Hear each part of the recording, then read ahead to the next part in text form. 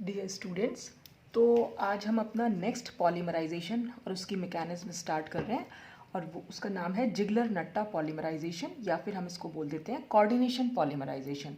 अब coordination polymerisation क्यों बोल रहे हैं वो तो हम अभी आगे डिस्कस कर ही लेंगे। जिगलर नट्टा यहाँ पर जो है साइंटिस्ट के नेम है, तो उन्हीं के नाम पर ये पॉलीमराइजेशन का नाम रखा हुआ है। तो ये क्या चीज़ है? It is a special case of addition polymerisation and was developed by Ziegler and Natta. तो ये एक स्पेशल केस है, मतलब ये भी एक एडिशन पॉलीमराइजेशन का ही टाइप है, मतलब समझ लीजिए कि वो एडिशन पॉलीमराइजेशन ही है। और बस इसके साइंटिस्ट के नाम पर इसका नाम जिगलर नट्टा पॉलीमराइजेशन किया गया। तो ये और बाकी पॉलीमराइजेशन से कैसे डिफ़र कर रहा है, तो इसमें हम क्या क्या यूज़ कर रहे हैं, इससे हम क्या प्रोडक्ट बना सकते हैं, वही हम इसमें देखेंगे।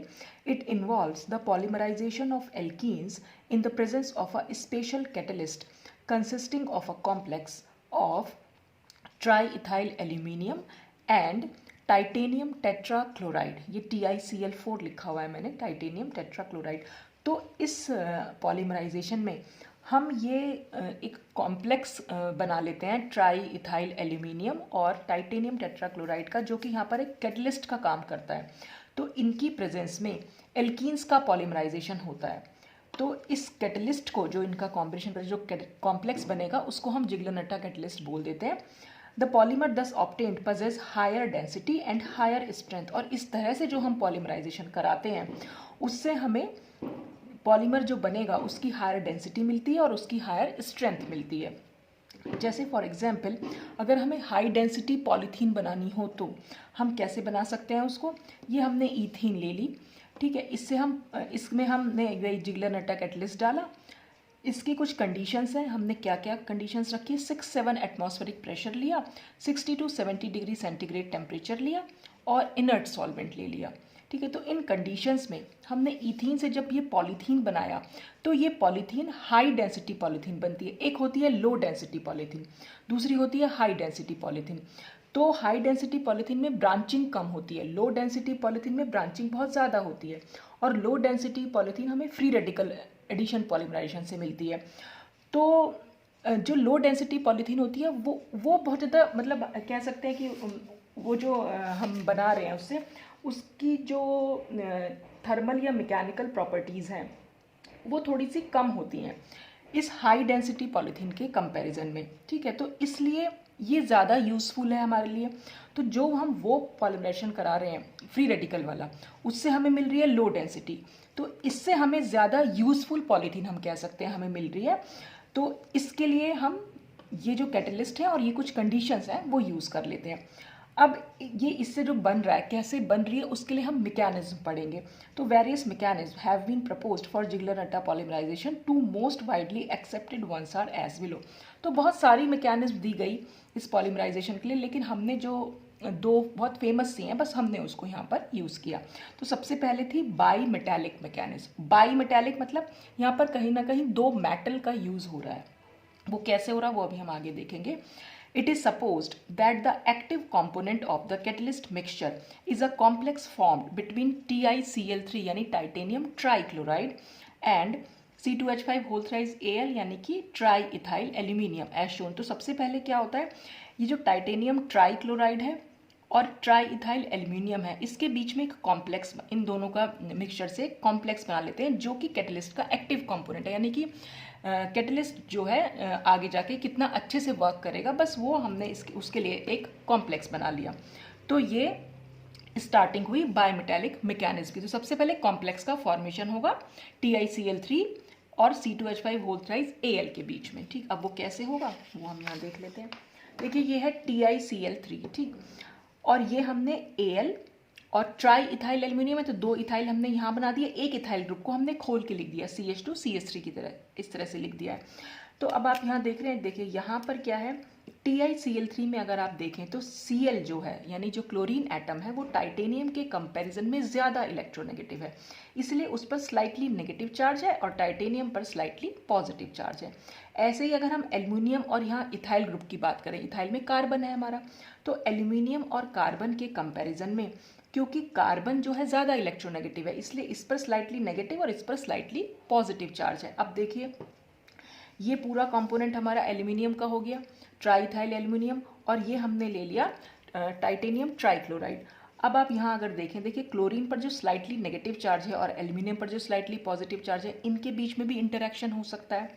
और ऐसे ही इथाइल ग्रुप पर जो स्लाइटली नेगेटिव चार्ज है और टाइटेनियम पर जो पार्शियल पॉजिटिव चार्ज है, इनके बीच में भी इंटरेक्शन हो सकता है। पॉजिटिव नेगेटिव जहाँ भी होंगे उनके बीच में तो इंटरेक्शन हो गई। तो इस तरह से ये कॉम्प्लेक्स जो है हमारे पास बन के तैयार हो जाता है। In this complex titanium has vacant 3D orbitals. अब इसमें क्या होगा, टाइटेनियम के पास जो है 3D ऑर्बिटल्स वैकेंट होते हैं। ये तो आप लोगों को पता भी होगा, टाइटेनियम जो है हमारा एक डी ब्लॉक एलिमेंट है और उसके 3D ऑर्बिटल्स जो है खाली होते हैं, ठीक है। विच में make coordinate bond with pi electrons of the double bond of vinyl monomer. अब यहाँ पर क्या हुआ है, जो इसके खाली ऑर्बिटल्स हैं डी ऑर्बिटल, तो उनमें से एक ऑर्बिटल में ये जो इथाइल हमने यहाँ ले रखा है, ये एक इथाइल मॉलिक्यूल के जो इलेक्ट्रॉन्स हैं, वो इलेक्ट्रॉन्स उन टाइटेनियम के खाली डी ऑर्बिटल्स में जा सकते हैं, ठीक है। तो जब यही इथाइल ग्रुप अपने दोनों इलेक्ट्रॉन इस टाइटेनियम को दे देगा तो एक कोऑर्डिनेट बॉन्ड इन दोनों के बीच में बन जाएगा। कोऑर्डिनेट बॉन्ड मतलब उपसह संयोजक बंध, जिसमें खाली इलेक्ट्रॉन जो है सिर्फ एक ही एटम के द्वारा दिए जाते हैं। तो यहाँ पर ग्रुप है पूरा, तो ये ग्रुप जो है इस टाइटेनियम को अपना एक लोन पेयर ऑफ इलेक्ट्रॉन दे देगा, तो जिससे क्या होगा कि इनके बीच में एक कोऑर्डिनेट बॉन्ड बन जाएगा। तो यहाँ लिखा है with the pi electrons of the double bond of vinyl monomer. अच्छा, ये जो हम मोनोमर की बात कर रहे हैं यहाँ पर जो वैकेंट 3D ऑर्बिटल्स की, अच्छा हाँ ठीक है, यहाँ पर तो क्या हुआ कि ये कॉम्प्लेक्स बना, ठीक है, TiCl3 और Al(C2H5) होल थ्राइस के बीच में। कैसे कि पॉजिटिव और नेगेटिव के बीच में जो अट्रैक्शन हुआ। अब ये यहाँ पर ये जो कोऑर्डिनेट बॉन्ड की बात करी जा रही है, ये विनाइल मोनोमर के साथ, यानी कि जो ये कॉम्प्लेक्स बना और जो हम अपना कोई भी एल्कीन ले रहे हैं, जैसे यहाँ पर हमने जो एल्कीन ली है वो CH2 डबल बॉन्ड CHR ले लिए। R यहाँ पर कुछ भी हो सकता है, ठीक है। आप यहाँ पर CH3 लिख देंगे तो ये प्रोपीन हो जाएगी, फिर जो प्रोडक्ट बन के आएगा वो पॉलीप्रोपीन बन जाएगा। तो हमने यहाँ पर जो मोनोमर ले लिया, यहाँ उसके लिए वर्ड हमने यूज़ कर रखा है विनाइल मोनोमर। तो अब हम इसको विनाइल मोनोमर क्यों कह रहे हैं, क्योंकि इसमें एक विनाइल ग्रुप प्रेजेंट है। CH2 डबल बॉन्ड CH, ये जो इतना पोर्शन होता है ये एक विनाइल ग्रुप का होता है, ठीक है। तो क्योंकि इसमें विनाइल ग्रुप प्रेजेंट है इसलिए हमने इसका नाम विनाइल मोनोमर हम इसको यहाँ पर बोल रहे हैं। और इसीलिए जो जितने भी एडिशन पॉलीमराइजेशन है उसको हम विनाइल पॉलीमराइजेशन भी बोल देते हैं, क्योंकि एडिशन पॉलीमराइजेशन में मैक्सिमम जितने भी मोनोमर्स हम लेते हैं उन सब में कहीं ना कहीं विनाइल ग्रुप प्रेजेंट होता है। इससे पहले मैंने जो एडिशन पॉलीमराइजेशन की वो कराई है आपको पूरी की पूरी मैकेनिज्म, आप उसमें जाकर देखिएगा कि वहाँ पर क्या है, ज़्यादातर में ये CH2 double bond CH monomer में आपको ये ग्रुप देखने को मिलेगा। इसीलिए हम एडिशन पॉलीमराइजेशन को विनाइल पॉलीमराइजेशन भी बोल देते हैं और इनसे जो पॉलीमर बनते हैं उनको हम विनाइल पॉलीमर भी बोल देते हैं, ठीक है। तो अब ये कह रहा है कि यहाँ पर टाइटेनियम के पास 3D ऑर्बिटल्स तो हैं ही खाली, ठीक है। ये हमारा कॉम्प्लेक्स जो हमने कैटलिस्ट यहाँ कॉम्प्लेक्स बना लिया, तो ये पूरा का पूरा यहाँ पर एक कैटलिस्ट है, ठीक है। जो ये कॉम्प्लेक्स हमने यहाँ बनाया वो मैंने यहाँ लिख दिया और ये पूरा कैटलिस्ट है। अब क्या हो रहा है, मोनोमर का रिएक्शन समझ लीजिए कैटलिस्ट से हो रही है, ठीक है। हमने जो स्टार्टिंग में यहाँ पर हमने तो ईथीन ली थी, अब हम क्या कर रहे हैं, देखिए इसको हम कैसे लिख सकते हैं, यहाँ पर भी आप कह सकते हैं कि ये अगर यहाँ पर हम H हटा दें एक और उस H की जगह R ले लें, ठीक है, तो वो कोई भी एल्कीन यहाँ पर हो सकती है। और जब यहाँ R ले लेंगे एक H हट जाएगा तो CH2 डबल बॉन्ड CH बचेगा, तो इसको हम विनाइल ग्रुप बोल रहे हैं। और हमने यहाँ पर एक कैटलिस्ट लिया हुआ है। अब जो भी कैटलिस्ट लिया हुआ है हमने, यहाँ पर वो कॉम्प्लेक्स बन के आया है। तो ये जो हमने ईथीन ली, मतलब जो भी एल्कीन लिए एज अ मोनोमर, उसकी इस कैटलिस्ट के साथ रिएक्शन हो रही है। अब वो कैसे, और जो रिएक्शन हो रही है उसी को हम इनिशिएशन स्टेप बोल दे रहे हैं। अब वो कैसे हो रही है वही बात इसमें यहाँ बताई गई है कि टाइटेनियम के पास जो 3D ऑर्बिटल्स हैं उसमें क्या करते हैं, विनाइल बॉन्ड मोनोमर जो हमने लिया है इसके डबल बॉन्ड के इलेक्ट्रॉन्स, यानी डबल बॉन्ड के इलेक्ट्रॉन्स कौन से होंगे, पाई इलेक्ट्रॉन्स। पाई इलेक्ट्रॉन्स जो है इस टाइटेनियम के वैकेंट डी ऑर्बिटल में चले जाते हैं, ठीक है। उससे क्या होता है, इस मोनोमर और इस टाइटेनियम के बीच में एक कोऑर्डिनेट बॉन्ड जो है वो बन जाता है। अब वो कैसे बना, देखिए हम इसमें क्या दिखा सकते हैं, यहाँ पर इसको हम किस तरह से समझ सकते हैं। देखिए ये है हमारे पास CH2 डबल बॉन्ड CHR, हम ये कह रहे हैं ये पाई बॉन्ड के इलेक्ट्रॉन शिफ्ट हो रहे हैं। तो देखिए सबसे पहले क्या हुआ होगा, अगर हम इस पाई बॉन्ड के इलेक्ट्रॉन को शिफ्ट करें, डबल बॉन्ड के इलेक्ट्रॉन किसी भी कार्बन पर शिफ्ट हो सकते हैं। तो हमने सपोज हमने यहाँ पर शिफ्ट कर लिया, ठीक। जब हम इसको यहाँ पर शिफ्ट करेंगे तो इस CH2 पर तो आएगा नेगेटिव चार्ज, ये सिंगल बॉन्ड रह जाएगा, और इस वाले कार्बन पर आएगा पॉजिटिव चार्ज, ठीक है। एक तो सिचुएशन ऐसी हो गई। और ऐसा भी तो हो सकता है कि ये जो डबल बॉन्ड के इलेक्ट्रॉन्स हैं वो इस वाले कार्बन पर शिफ्ट हो जाए। तब क्या कंडीशन होगी? तब ये होगा क्योंकि इलेक्ट्रॉन्स यहाँ पर शिफ्ट हुए हैं तो इस कार्बन पर तो नेगेटिव आएगा और CH2 पर पॉजिटिव चार्ज आ जाएगा। तो हम इसको कुछ इस तरह से लिख सकते हैं, ठीक। अब इलेक्ट्रॉन्स हैं भाई हमारी पूरी ये जो पाई इलेक्ट्रॉन्स है, चाहे आप इसको कह लीजिए चाहे ये है, तो ये पाई इलेक्ट्रॉन्स ही, डबल बॉन्ड के इलेक्ट्रॉन तो शिफ्ट हुए यानी पाई इलेक्ट्रॉन शिफ्ट हुए हैं। तो ये पाई इलेक्ट्रॉन्स को कहाँ जाना है? टाइटेनियम के खाली वाले d ऑर्बिटल में जाना है, ठीक है। अब देखिए यहाँ पर क्या हो, इतने पोर्शन में देखिए पहले Ti, ये Cl3 में, यहाँ पर क्या होगा, Ti और Cl के बीच का जो ये बॉन्ड है, यहाँ पर Cl क्योंकि ज़्यादा इलेक्ट्रोनेगेटिव है इसलिए हमने इस पर स्लाइटली नेगेटिव और यहाँ पर स्लाइटली पॉजिटिव लगाया। लेकिन जब ये बॉन्ड ब्रेक होगा, और ब्रेक होने के बाद क्या होगा, क्योंकि क्लोरीन ज़्यादा इलेक्ट्रोनेगेटिव है तो इन दोनों इलेक्ट्रॉन को ये अपनी तरफ खींच लेगा, तो ये बॉन्ड ब्रेक हो जाएगा। जब ये बॉन्ड ब्रेक होगा तो Ti पर यहाँ पर फुल पॉजिटिव चार्ज आ जाएगा, फुल पॉजिटिव आ गया, ये Cl हो गया और ये Cl हो गया। इस तरह से ये स्पीशीज बन जाएगी। और यहाँ पर तो ये CH2 CH3 से जुड़ा हुआ है। ये चीज़ जो है मैंने पूरी की पूरी इतनी लिख दी। यहाँ तो ये बॉन्ड था Cl के साथ वो मैंने हटा दिया यहाँ से, ठीक है। तो वहाँ पर क्या हो जाएगा, Cl पर फुल नेगेटिव चार्ज हो जाएगा। तो कुछ इस तरह से स्पीशीज आएगी। अब इन इलेक्ट्रॉन्स को, पाई इलेक्ट्रॉन्स को हम ये कह रहे हैं कि ये पाई इलेक्ट्रॉन्स इस Ti के खाली d ऑर्बिटल में जाएंगे। अब वो जाएंगे कैसे, और जा भी सकते हैं क्योंकि हमने इसके ऊपर पॉजिटिव चार्ज जो दिखा दिया है और यहाँ पर नेगेटिव चार्ज है। चाहे तो आप ये ले लीजिए चाहे आप ये ले लीजिए, तो पॉजिटिव और नेगेटिव के बीच में बॉन्ड बनेगा। और बॉन्ड बनने का मतलब ही ये होता है कि ये नेगेटिव चार्ज जो है, ये जो इलेक्ट्रॉन्स है ये इस वाले स्पीशीज को दिए जा रहे हैं। जहाँ पर भी नेगेटिव चार्ज है, नेगेटिव चार्ज स्पीशीज हमेशा पॉजिटिव चार्ज स्पीशीज को इलेक्ट्रॉन देती है, ठीक। अब हम देखते हैं कि कौन सी वाले इन दोनों में से कहाँ पर हम नेगेटिव चार्ज को ले जाएं ताकि हमारा जो कॉम्प्लेक्स है वो बन के आए। अब देखिए हम दोनों कंडीशन यहाँ पर देखेंगे। हमने ये बनाया Ti, ये Cl, ये Cl। एक बार हम देखते हैं ये वाले इसके बीच में बॉन्डिंग, यानी कि बॉन्डिंग कैसे हो जाएगी, नेगेटिव और पॉजिटिव के बीच में बॉन्ड बनेगा, यानी कि ये नेगेटिव इलेक्ट्रॉन Ti के पास चले गए हैं। तो ये बॉन्ड बना, ये सिंगल बॉन्ड, और यहाँ पर मैंने लिखा है CH2 और ये बना CHR और कार्बन पर है हमारा पॉजिटिव चार्ज, ठीक है। और ये भी हो सकता है कि अगर नेगेटिव चार्ज हमने यहाँ पर मूव कराया तो ये वाले इलेक्ट्रॉन इसके पास जाएंगे, तब क्या स्पीशीज बन सकती है, तब ये Ti, Cl, ये Cl, यहाँ पर बॉन्ड बनेगा। और अब हम क्या लिखेंगे, CHR लिख देंगे और यहाँ पर CH2 पर आ जाएगा पॉजिटिव चार्ज, ठीक है। तो आप इतना ध्यान रखिएगा ये वाला पोर्शन, ठीक। अब हम इसमें से देखेंगे कि ये वाला इलेक्ट्रॉन्स हमें कहाँ पर मूव कराने, क्योंकि हमारे पास दोनों ही कंडीशंस हैं, कहाँ पर हम मूव करा सकते हैं। तो जो भी स्पीशीज इन दोनों में से ज़्यादा स्टेबल होगी हमें इन इलेक्ट्रॉन्स को वहीं पर मूव कराना होता है। तो देखिए यहाँ पर कार्बन पर जो पॉजिटिव चार्ज है, यानी कि ये कार्बोनियम आयन है, और ये कार्बन पर पॉजिटिव चार्ज, इधर खैर कोई R है यानी यहाँ पर भी कार्बन है, एल्काइल ग्रुप है। एल्काइल ग्रुप का मतलब कोई भी मिथाइल हो सकता है, इथाइल हो सकता है, प्रोपाइल, कार्बन तो होगा ही होगा। और इधर भी एक कार्बन है, इसका मतलब ये कैसा कार्बन हुआ, ये हो गया सेकेंडरी। तो सेकेंडरी कार्बोनियम आयन बन के आया यहाँ पर। और यहाँ अगर हम देखें तो CH2 पर सिर्फ जो CH2 जिस पर पॉजिटिव चार्ज है वो सिर्फ एक ही कार्बन से अटैच है, यानी कि यहाँ पर प्राइमरी कार्बोनियम आयन बन के आया। अब क्योंकि इन दोनों में से सेकेंडरी कार्बोनियम आयन ज़्यादा स्टेबल है, इसलिए ये वाली जो रिएक्शन हुई है ये वाली हमारी करेक्ट मानी जाएगी।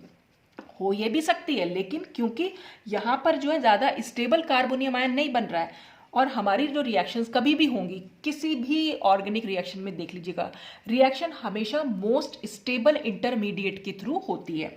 तो जो इंटरमीडिएट यहाँ पर बना वो हमारा सबसे ज़्यादा स्टेबल इंटरमीडिएट है। तो ये वाला जो रूट था वो ये वाला करेक्ट है। इसका मतलब हमें इलेक्ट्रॉन्स को इधर की साइड जो है वो शिफ्ट कराना है।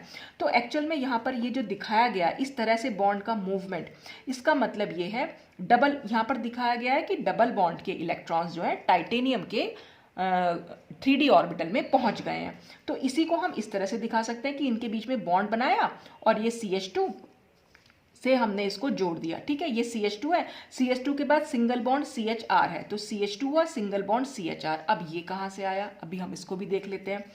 तो अब क्या हुआ, हमने ये वाली स्पीशीज का करा के तो हमारे पास ये CH पॉजिटिव निकल के आ गया। अभी इस देखिए कॉम्प्लेक्स अभी जुड़ा हुआ है, यहाँ पर तो Cl से टूटा है खाली, अब ये जब Cl पे फुल नेगेटिव चार्ज है यहाँ पर, तो देखिए यहाँ पर क्या दिखा रखा है, अब ये Al और CH2CH3 का देख लीजिए, यानी कि Al का C2H5 के साथ क्या कनेक्शन है। तो यहाँ पर इस पर स्लाइटली पॉजिटिव है, ये स्लाइटली नेगेटिव है। अब क्योंकि कार्बन ज्यादा इलेक्ट्रोनेगेटिव है, तो जब ये बॉन्ड टूटेगा तो ये बॉन्ड कैसे टूटेगा, इस CH2CH3 पर। ये पूरा CH2CH3 इस वाले पोर्शन से अलग हो जाएगा, यानी एल्युमिनियम से अलग हो जाएगा, और CH2CH3 पर आ जाएगा फुल नेगेटिव चार्ज, क्योंकि इलेक्ट्रॉन्स पूरे के पूरे यहाँ पर शिफ्ट हुए हैं। और जब इस पर नेगेटिव चार्ज होगा और इस कार्बन पर ऑलरेडी पॉजिटिव चार्ज है हमारा, तो इस नेगेटिव और इस पॉजिटिव के बीच में भी बॉन्ड बन सकता है। तो फिर अब क्या हो जाएगा, CH2 CHR और CHR से जुड़ जाएगा CH2 CH3। तो वही हमने यहाँ पर जोड़ रखा है। तो इस तरह से भी आप दिखा सकते हैं। इसमें क्या कर रखा है, ये बॉन्ड को हमने डायरेक्टली यहाँ शिफ्ट कर दिया और इसमें ये वाले बॉन्ड को डायरेक्टली हमने यहाँ शिफ्ट कर दिया। पर एक्चुअल में हुआ क्या है, वो हुआ है जो वो मैंने यहाँ आपको मैकेनिज्म में बता दिया है। तो आई होप कि आपको समझ में आया होगा। तो इसको आप इस तरह से भी दिखा सकते हैं कि ये बॉन्ड हमने यहाँ शिफ्ट किया, तो जब ये बॉन्ड यहाँ शिफ्ट कैसे करेंगे, तो ये CH2 वाला बॉन्ड है, ये CH2 वाला बॉन्ड इस CHR के साथ जुड़ जाएगा। तो अब क्या स्पीशीज बन जाएगी, CH2 single bond CHR CH2 CH3, और ये बॉन्ड यहाँ से टूट जाएगा। तो ये बॉन्ड हमने यहाँ से टूटा हुआ दिखा रखा है। अच्छा, अब इस पर फुल पॉजिटिव है, इस पर नेगेटिव है, तो इनके बीच में भी बॉन्ड बन सकता है आराम से। तो बस वही अट्रैक्शन जो है हमने यहाँ पर शो किया हुआ है। तो इस तरह से रिएक्शन का इनिशिएशन होगा, यानी विनाइल मोनोमर जो है वो अपने पाई बॉन्ड के इलेक्ट्रॉन टाइटेनियम के 3D वैकेंट ऑर्बिटल में डाल देगा। उसको हमने कुछ इस तरह से दिखाया हुआ है। अब नेक्स्ट स्टेप में क्या हो जाएगा, अब देखिए यहाँ पर भी फिर से हमने क्या कर रखा, इस बॉन्ड को हमने यहाँ शिफ्ट कर दिया। तो मतलब कुल मिलाकर ये हुआ कि टाइटेनियम और कार्बन में, क्योंकि कार्बन ज्यादा इलेक्ट्रोनेगेटिव है, तो एक्चुअल में ये बॉन्ड के इलेक्ट्रॉन इस कार्बन पर शिफ्ट हो जाते हैं और कार्बन पर फुल नेगेटिव चार्ज आएगा, और ये फुल नेगेटिव चार्ज और ये फुल पॉजिटिव चार्ज दोनों के बीच में बॉन्ड बन सकता है। तो बस वही बॉन्ड हमने यहाँ पर बना के दिखा दिया है, ठीक है। और ठीक ऐसे जब ये बॉन्ड यहाँ पर शिफ्ट हो जाएगा तो टाइटेनियम पर फुल पॉजिटिव चार्ज आएगा, और जिस समय टाइटेनियम पर फुल पॉजिटिव चार्ज आएगा उस समय ये नेगेटिव और इस पॉजिटिव के बीच में भी बॉन्ड बन सकता है। तो ये क्लोरीन क्या करेगा, अपने इलेक्ट्रॉन टाइटेनियम को देकर इसके साथ जो है बॉन्ड बना लेगा। तो ये यहाँ पर फुल बॉन्ड हमने दिखाया हुआ है। और यहाँ पर ये जो चीज़ है ये हमने अट्रैक्शन से शो कर रखी है कि एल्यूमिनियम के पास पार्शियल पॉजिटिव चार्ज है, इसके पास पार्शियल नेगेटिव, ऐसे यहाँ पर पार्शियल नेगेटिव और ये पार्शियल पॉजिटिव, ठीक है। तो ये हमारा यहाँ पर इनिशिएशन हो चुका है। अब हमें क्या करना है, प्रोपोगेशन मैंने आपको बताया था ना लास्ट वाले वीडियो में कि 3 स्टेप्स हम एडिशन पॉलीमराइजेशन में यूज करते हैं, इनिशिएशन, प्रोपोगेशन और टर्मिनेशन।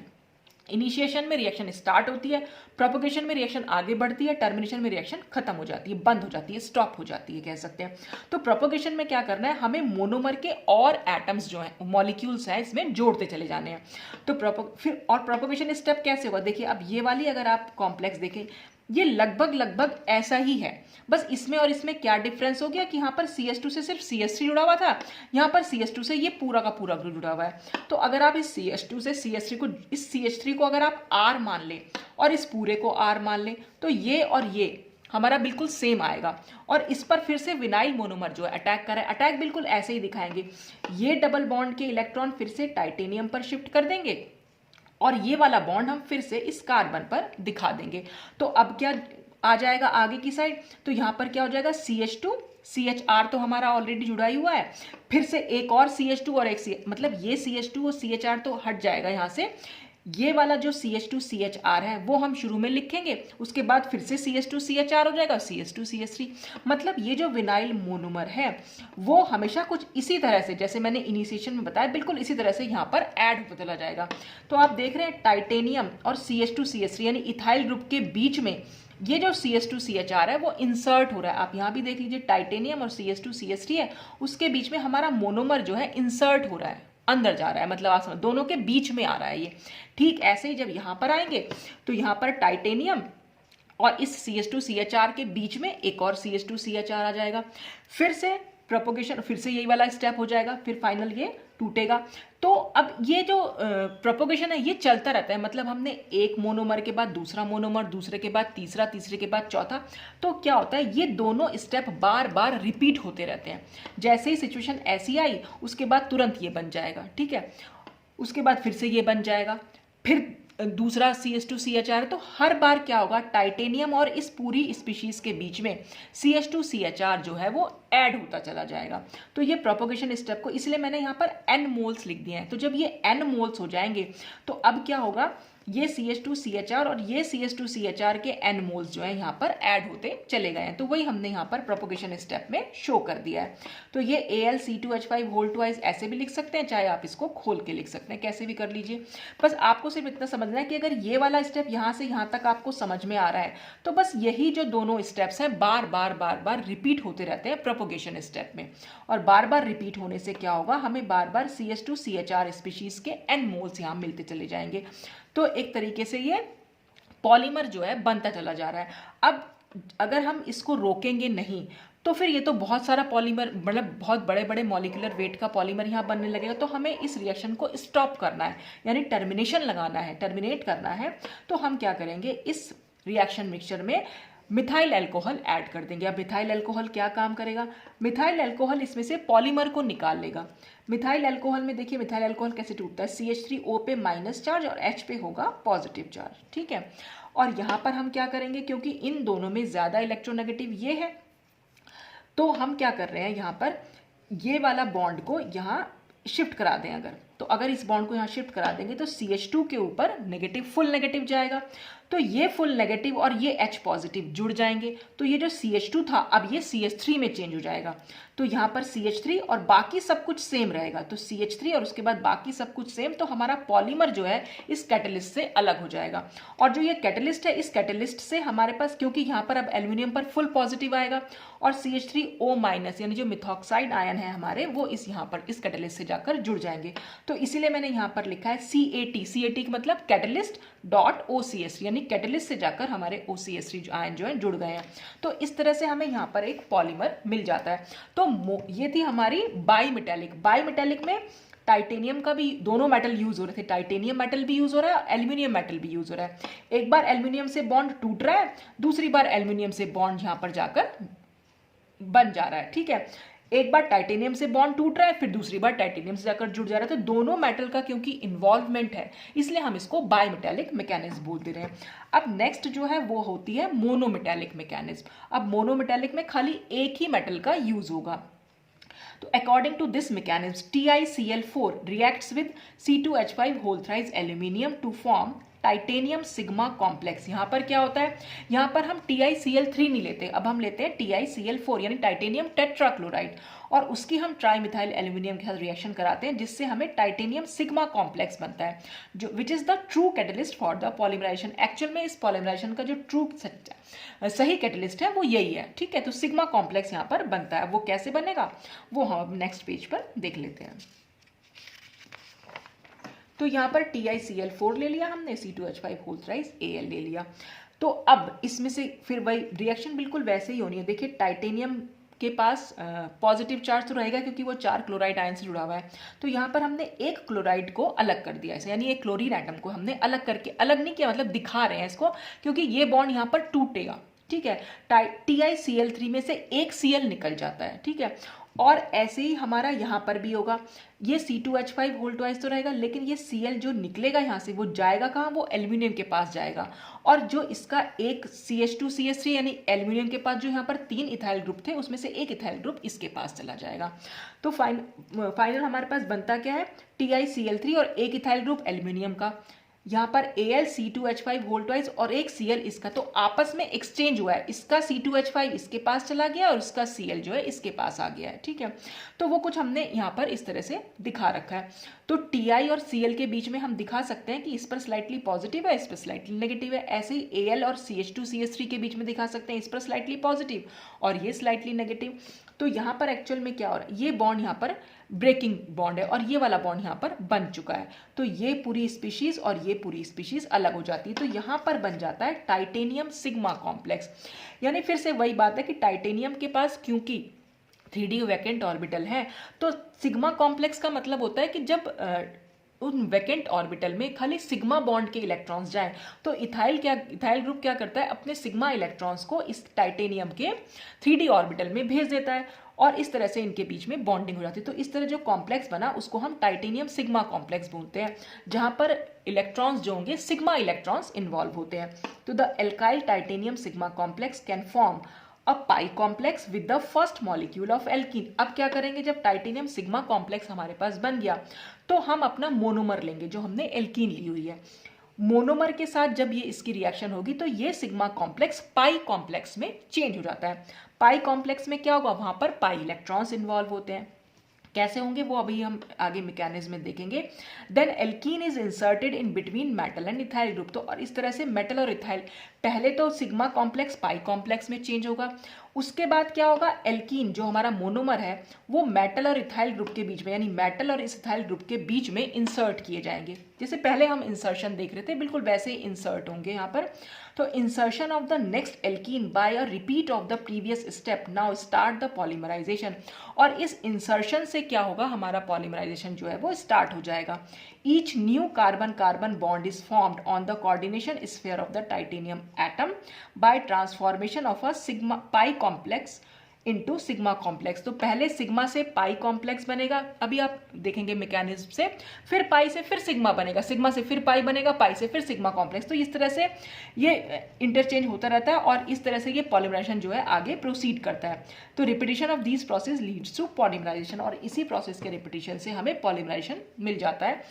अब देखते हैं कैसे मिलता है वो, हम इसकी मैकेनिज्म में देख लेते हैं। देखिए यहाँ पर हमने टाइटेनियम ले रखा है, टाइटेनियम से 3 क्लोराइड आयन जुड़े हुए हैं और C2H5, और यहाँ पर हमने इसका 3D ऑर्बिटल जो है, एक 3D ऑर्बिटल को हमने यहाँ पर शो कर रखा है जो कि हमारा इस टाइटेनियम का वैकेंट ऑर्बिटल है। ठीक, अब हमने अपना विनाइल मोनोमर ले लिया यहाँ पर। अब ये मोनोमर क्या, तो ये तो जो था हमारा वो है एक सिग्मा कॉम्प्लेक्स।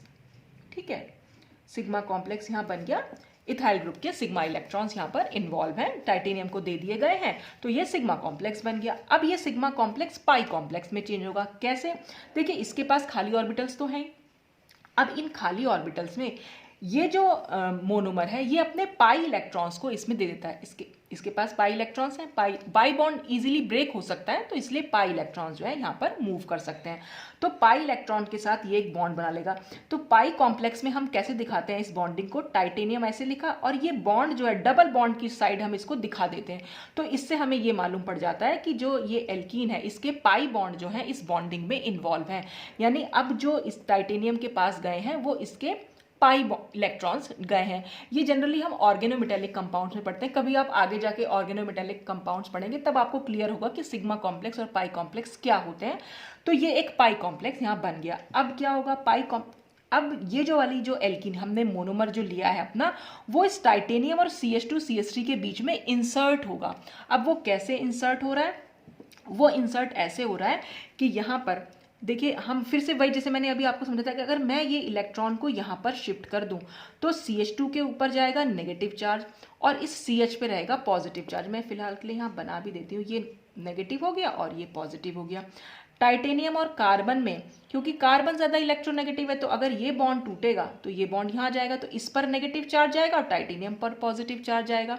तो देखिए इस पॉजिटिव और इस नेगेटिव के बीच में एक बॉन्ड बन सकता है, तो ये बॉन्ड तो बनेगा। ठीक है, ये वाला बॉन्ड जो ऊपर वाला बॉन्ड है ये टूटेगा और ये वाला बॉन्ड भी टूटेगा, और क्योंकि इस पर नेगेटिव है और इस पर पॉजिटिव है तो इनके बीच में एक बॉन्ड बनेगा।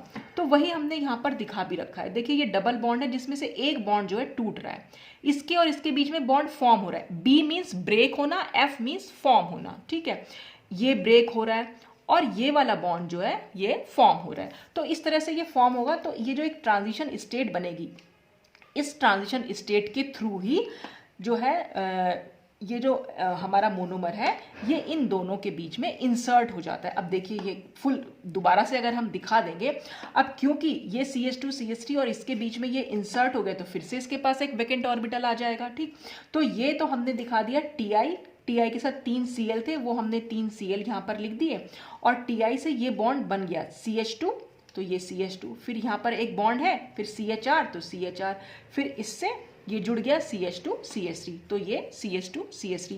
अब CH2CH3 ने भी पहले भी क्या कर रखा था, इस जो टाइटेनियम के पास एक वैकेंट ऑर्बिटल था उसमें अपने सिग्मा इलेक्ट्रॉन्स डाले हुए थे। ठीक है ना, अब वो C2H5 तो जुड़ गया इस वाली मोनोमर से, यानी इन दोनों के बीच में तो ये इंसर्ट हो गया, तो वैकेंट ऑर्बिटल टाइटेनियम के पास फिर से रह जाएगा, और उस खाली ऑर्बिटल में फिर हमारा मोनोमर का मॉलिक्यूल फिर से एक पाई कॉम्प्लेक्स, यानी कि ये जो सिग्मा कॉम्प्लेक्स था, सिग्मा कॉम्प्लेक्स पहले पाई कॉम्प्लेक्स में चेंज हुआ, पाई कॉम्प्लेक्स से फिर से हमारे पास ये सिग्मा कॉम्प्लेक्स बन जाएगा। सिग्मा कॉम्प्लेक्स जैसे ही बनेगा फिर से क्या हो जाएगा, फिर यहाँ पर हमने अपना मोनोमर ले लिया है, ये मोनोमर फिर से अपने इलेक्ट्रॉन्स इस वैकेंट ऑर्बिटल में डाल देगा। जब इस वैकेंट ऑर्बिटल में डालेगा फिर से सिचुएशन ऐसी हो जाएगी, बिल्कुल इसी तरह से हम दिखा देंगे। यहाँ से इसको बॉन्ड बनता हुआ दिखा, जैसे हमने यहाँ नेक्स्ट स्टेप में दिखा रखा है। ये पूरी स्पीशीज तो हमारे पास पहले से ही थी। इस वैकेंट ऑर्बिटल में ये पाई इलेक्ट्रॉन्स चले गए हैं, तो हम इसको कुछ इस तरह से दिखा सकते हैं, बस ये बॉन्ड बना देंगे डबल बॉन्ड की साइड, तो इसका मतलब होता है पाई इलेक्ट्रॉन्स जो है टाइटेनियम के वैकेंट ऑर्बिटल में गए हैं। और फिर पाई कॉम्प्लेक्स फिर से सिग्मा कॉम्प्लेक्स में चेंज होगा, ये फिर से सिग्मा कॉम्प्लेक्स बना। सिग्मा कॉम्प्लेक्स बनने में क्या हो जाएगा कि ये वाली जो स्पीशीज है इस टाइटेनियम और इन कार्बन के बीच में, मतलब इनके बीच में इंसर्ट होती रहती है, तो ये CH2CHR फिर से हम इसके बीच में इंसर्ट कर सकते हैं। तो ये CH2CHR यानी टाइटेनियम और C2H5 के बीच में n नंबर ऑफ CH2CHR आते चले जाते हैं। देखिए यहाँ पर हमने n मोल्स ले लिए, n मोल्स में क्या हुआ, ये इतना पोर्शन तो हम एज इट इज रखेंगे, ये टाइटेनियम CH2CHR, ठीक है। और उसके बाद ये CH2CHR वाली जो है ये हमने n क्यों लिखे हैं, क्योंकि जितने भी मोल्स हम लेते रहेंगे उतने यहाँ पर जुड़ते चले जाएंगे। तो इस तरह से ये पूरा एक पॉलीमर जो है हमारे पास फॉर्म होके आ जाएगा। अब यहाँ पर क्योंकि ये तो हमने प्रोपोगेशन स्टेप दिखा दिया, शुरू में इनिशिएशन हो गया, फिर हमने प्रोपोगेशन स्टेप दिखाया। अब क्योंकि टर्मिनेट करना, तो टर्मिनेशन करने के बहुत सारे तरीके हैं, तो उससे टर्मिनेट करके हम ये TiCl3 को यहाँ पर अलग कर देंगे, यहाँ पर एक हाइड्रोजन ऐड कर देते हैं। जब भी हम जैसे मिथाइल अल्कोहल ही डाल दिया तो मिथाइल अल्कोहल TiCl3 अलग हो जाएगा, और यहाँ पर हाइड्रोजन एक यहाँ पर आ जाएगा, तो ये CH3 हम इसको लिख सकते हैं। तो इसके बाद हम इसका टर्मिनेशन स्टेप भी दिखा सकते हैं। तो इस तरह से यहाँ पर अगर आप देखें तो खाली टाइटेनियम ही हमारा जो है वो यूज़ होके आ रहा है, तो एल्यूमिनियम को यहाँ पर नहीं यूज़ करें, तो इसलिए ये हमारी हो जाती है मोनोमेटालिक मैकेनिज्म। और यही चीज़ इन्होंने आगे फिर पूरी एक्सप्लेन कर रखी है कि according to the mechanism the alkene is coordinated to the transition metal through overlap of the alkene pi electrons with the vacant d orbitals of the metal. कि जो हमने एल्कीन ली, जो हमने मोनोमर लिया, वो अपने पाई इलेक्ट्रॉन्स को इस वैकेंट डी ऑर्बिटल्स में डाल देती है। कैसे? दोनों के बीच में ओवरलैपिंग हो जाती है, इसका वैकेंट डी ऑर्बिटल्स होगा और इसके पाई इलेक्ट्रॉन्स जिस भी ऑर्बिटल में होंगे वहां पर दोनों के बीच में ओवरलैपिंग होगी। तो the bond between the transition metal and the ethyl group is weekend. इससे क्या होगा, इस कोऑर्डिनेशन से क्या होता है, कोऑर्डिनेशन मतलब जो इसने इसको इलेक्ट्रॉन दिए, इस कोऑर्डिनेशन से होता क्या है, ये वाला बॉन्ड जो है वीक पड़ जाता है, इसीलिए ये बॉन्ड टूटता भी है, ठीक है। तो the ethyl group is weakened by this coordination and propagation takes place by insertion of the complex alkene between the metal and the ethyl group via a four-membered cyclic transition state। तो वही हमने यहाँ दिखाया हुआ है कि propagation step कैसे होते चला जा रहा है कि जितने भी जो ये मोनोमर हैं वो यहाँ पर ऐड होते चले जा रहे हैं, एक four member cyclic transition state यहाँ पर बनती है। तो इस स्टेप से यहाँ पर जितने भी प्रोपोगेशन स्टेप्स हैं वो सब, जितने भी मॉलिक्यूल्स हमें मोनोमर के जोड़ने हैं वो सब यहाँ पर जुड़ते चले जाएंगे। Thus in Ziegler-Natta polymerization each monomer is inserted between the growing macromolecule and the metal via formation of a coordination bond। तो कोऑर्डिनेट बॉन्ड यहाँ पर बनता चला। कोऑर्डिनेट बॉन्ड में क्योंकि मोनोमर ही अपने इलेक्ट्रॉन्स दे रहा है तो इसलिए मोनोमर और मेटल के बीच में कोऑर्डिनेट बॉन्ड बन रहा है। So it is often called as coordination polymerisation, और इसीलिए हम इसको कोऑर्डिनेशन पॉलीमराइजेशन बोलते रहे, क्योंकि मोनोमर और टाइटेनियम यानी मेटल के बीच में एक कोऑर्डिनेट बॉन्ड का फॉर्मेशन हो रहा है।